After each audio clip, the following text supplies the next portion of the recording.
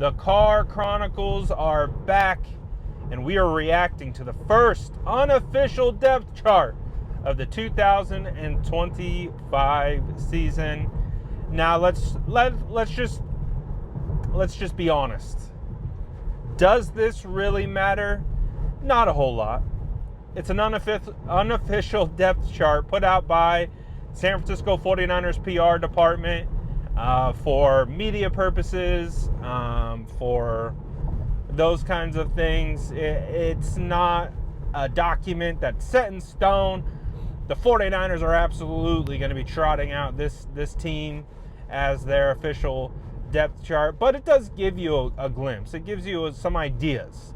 And so that's kind of what I want to unpack with this reaction, is more just kind of the trends that are percolating and some of the things that stand out. When you look at the 49ers offense, not a whole lot stands out.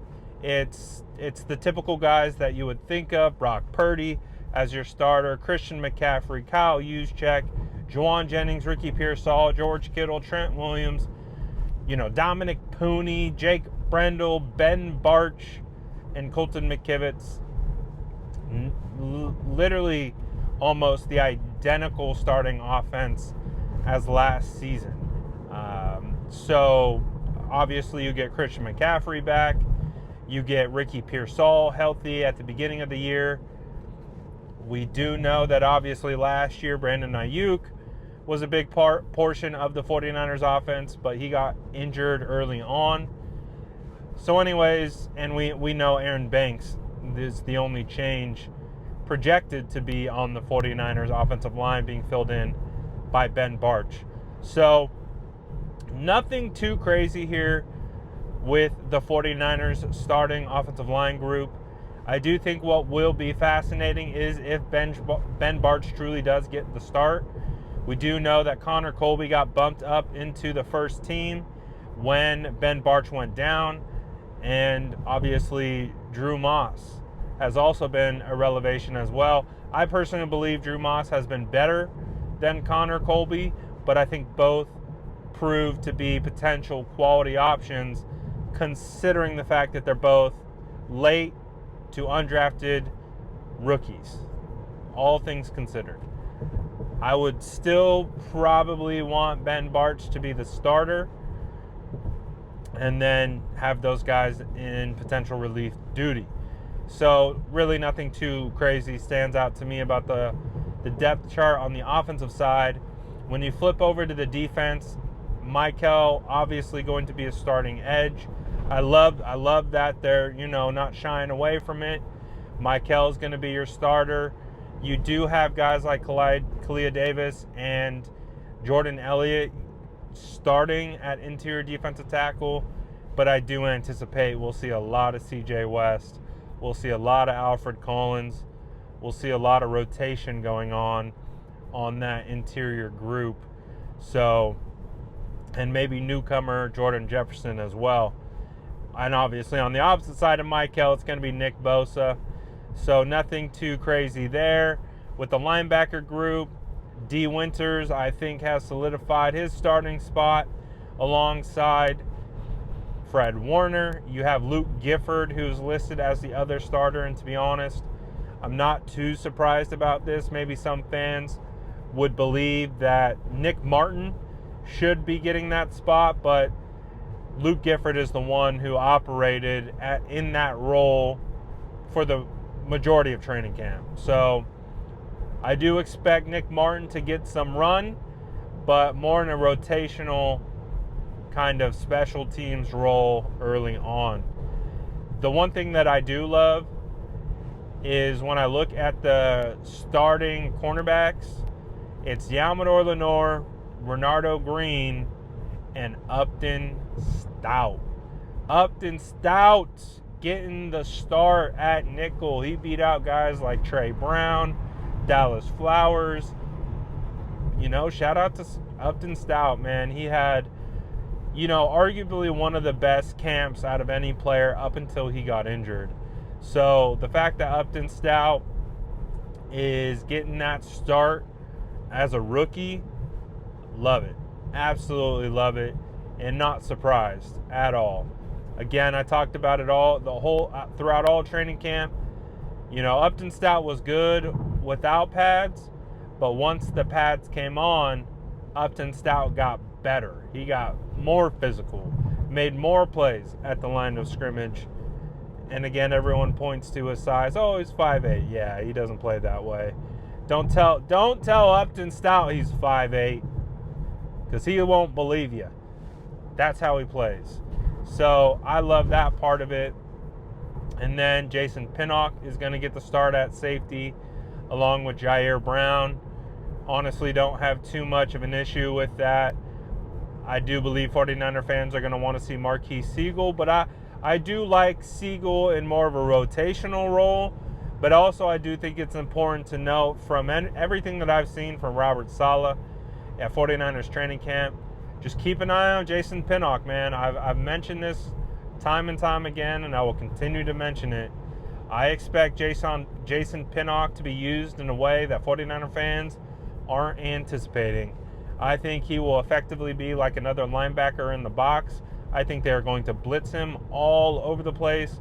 I think they're going to use Jason Pinnock in a lot of different ways, and I think that will put Marquise Siegel on the field more, because I do think we will see 6 DBs on the field quite a bit.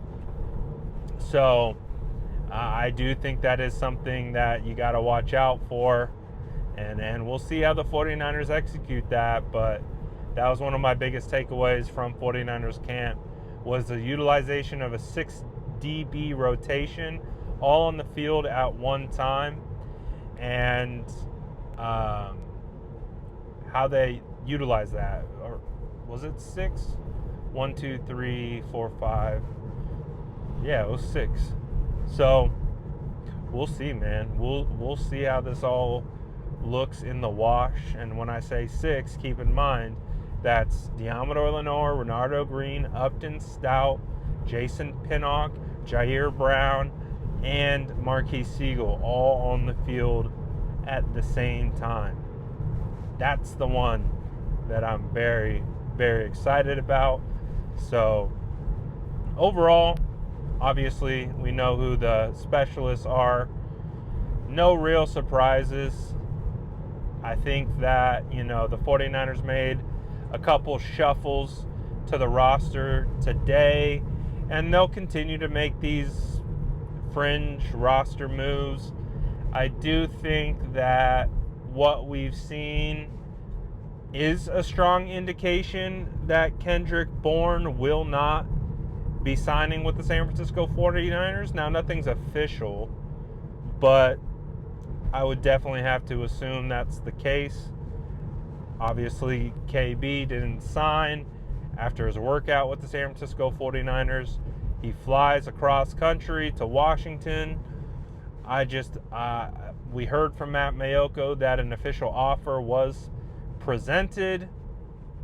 I just don't get a sense that, at least right now this week, that will be the case. It does sound like MVS is definitely going to have the opportunity to fill that role that KB likely was going to fill. And as we heard Russell Gage, he intends to sign with the practice squad and be elevated for game day. So the 49ers will have wide receivers. Again, it will just be an interesting dynamic to see how this all works in the end. But 49ers football, man, is almost here. The speculation, the projections, all of those different things, the rankings that don't really matter, all come to an end when they step in between the white lines. And 49ers are heading into hostile territory to start off their season. Former friend, backup of Brock Purdy, Sam Darnold, leading the charge.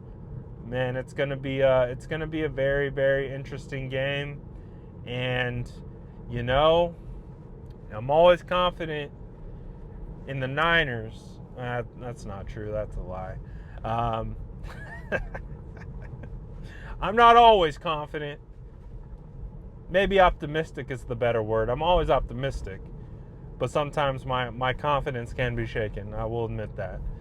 I am optimistic that the 49ers can go into Seattle and get a win. Confidence-wise, I think either team could take it.